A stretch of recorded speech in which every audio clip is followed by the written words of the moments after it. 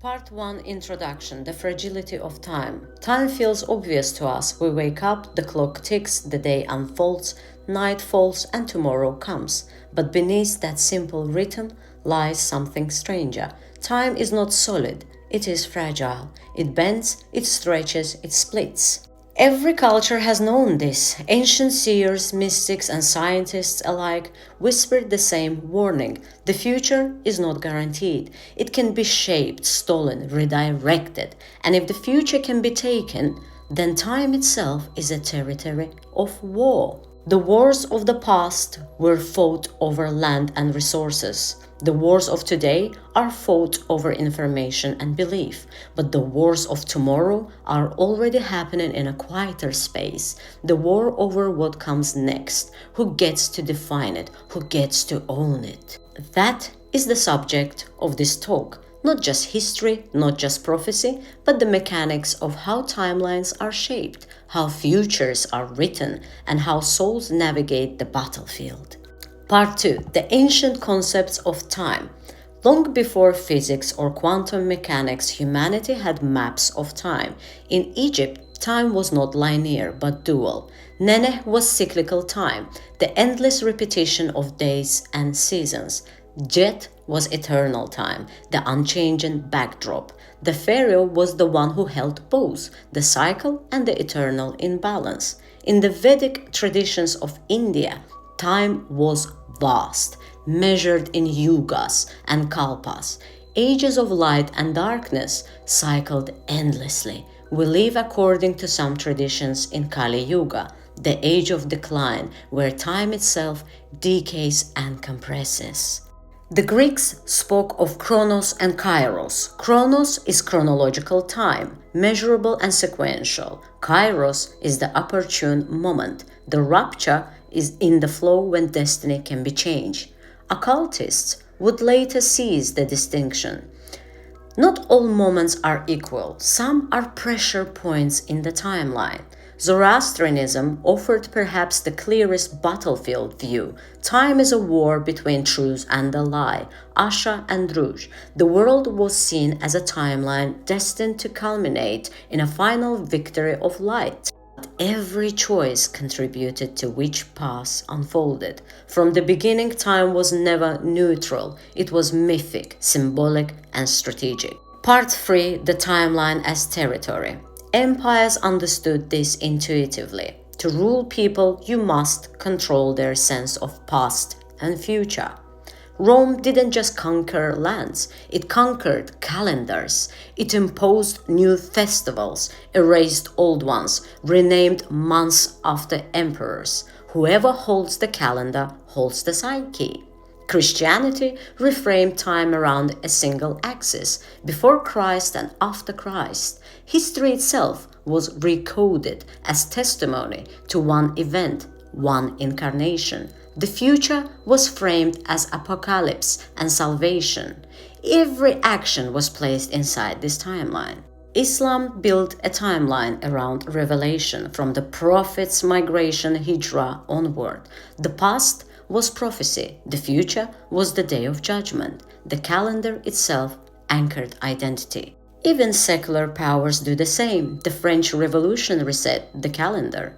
Year 1 beginning at the revolution. The Soviets did similar, redefining history as a march toward communism. Each power claims, we own the past, therefore we own the future. Timeline is a territory. Control it, and you own more than land. You own reality. Part 4. Occult timeline work. While empires worked on outer calendars, occultists worked on inner timelines. Astrologers mapped planetary cycles as windows of fate. Every conjunction, every eclipse was seen as a hinge where timelines could split. Kings and generals consulted them before wars, syncing the moment of Kairos. Kabbalists saw time embedded in the tree of life. Each sephira was a gold dimension of being, each path a flow of time. Mystics believed you could ascend the tree and glimpse possible futures, not fixed destinies, but patterns of probability. Prophets across traditions, from biblical seers to Sufi saints, warned that visions of the future were never guarantees. They were offers, possibilities, timelines glimpsed but not secured. In magical traditions, ritual itself was timeline editing, to draw a sigil, to perform an incantation, to make an offering. All these were attempts to bend probability, to adjust the flow. Ritual was not superstition, it was timeline engineering. Occultists understood the future is plastic, but only at certain points. The skill was in knowing when and where to press. Part 5: Modern Timeline Wars. Today, timeline control looks different, but the logic is the same. Politics is not just about laws, it's about narratives of the future. Each party, each ideology says, here's where the history is going, follow us, and you will arrive in paradise or avoid collapse. Economics is a timeline war. Stock markets and currencies rise and fall not only on present facts, but on expectations of the future. Futures markets literally trade tomorrow in today's money. To control economic forecasts is to control present reality. Media is timeline programming. News cycle do not just report events, they frame what the next chapter looks like. Cultural industries flood us with dystopias or utopias, shaping what feels inevitable. Even science fiction is part of the war. Whoever defines the visions of the future, cyberpunk, space colonization, AI takeover, programs the imagination of millions. The wars today are less about tanks and more about attention. Attention is timeline currency. Direct it and you guide what unfolds. Part 6: Simulation and Quantum Futures. Now we enter the strange terrain of science. Quantum mechanics suggests that reality is not fixed but probabilistic. Every particle holds multiple possible states until observed. The many worlds interpretation suggests that every possibility branches into its own universe. In that sense, there are infinite timelines coexisting, diverging at every choice. Simulation theory adds another layer. If our reality is coded, then timelines are programs. They can be edited, forked, or deleted. Glitches, déjà vu, and Mandela effects are seen by some as evidence of timeline shifts. Esoterically, this is familiar. Mystics long spoke of parallel worlds, of branching paths of destiny. Quantum mechanics simply provides new language. What matters is this: the future is not singular. It is a field of possibilities. The wars are about which branch becomes dominant, which timeline gains mass.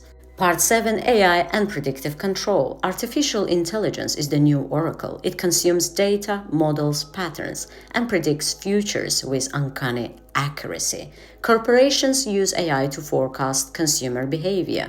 Governments use it to predict unrest. Platforms use it to anticipate your desires. There are not passive predictions. They feed back into reality. When AI predicts you will want something, it shows it to you, nudging you into the very future in foresaw. This is prophecy turned mechanical. The oracle does not just see the future, it shapes it by revealing it. In occult terms, AI is a new spirit. It channels collective unconscious through data. It whispers not in smoke but in statistics. Its prophecies are probability curves, but they bind just as strongly as visions in trance once did. The risk? Surrender and agency. If AI defines the future, do we still own it? Or have we given the timeline to artificial demerge?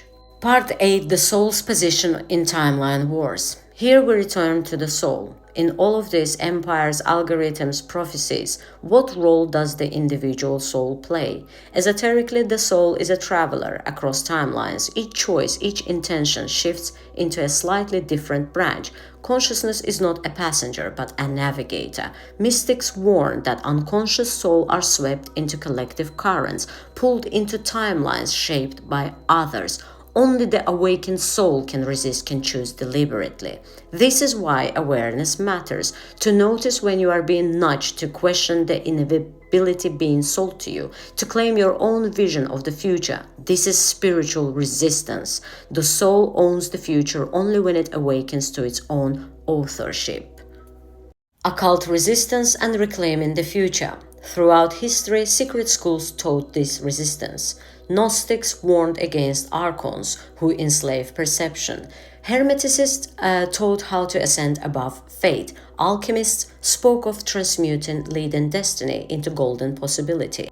Today the tools are different, but the principle remains. To resist timeline captures is to reclaim sovereignty of imagination, to cultivate inner clarity so strong that no algorithm can seduce it, no empire can own it. Ritual, meditation, art, even storytelling, these are weapons in timeline wars. They anchor alternative futures, hold open doors others want to close. The occultist's task is not to escape the timeline battlefield, but to navigate it with awareness, skill, and will. Part 10, Closing Reflections. Who owns the future?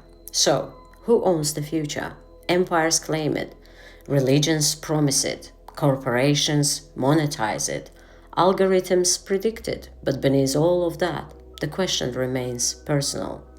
The future is owned by whoever can imagine it most vividly and anchor it most strongly. Sometimes that is a state, sometimes a prophet, sometimes a corporation, but it also can be a soul. You are not powerless in the timeline wars. Every choice, every vision, every act of clarity is a vote for one branch of reality over another. The wars will continue, futures will clash, timelines will split and merge, but the real battlefield is within. If you claim your vision, if you awaken your will, then you own your future, no matter who tries to script it for you.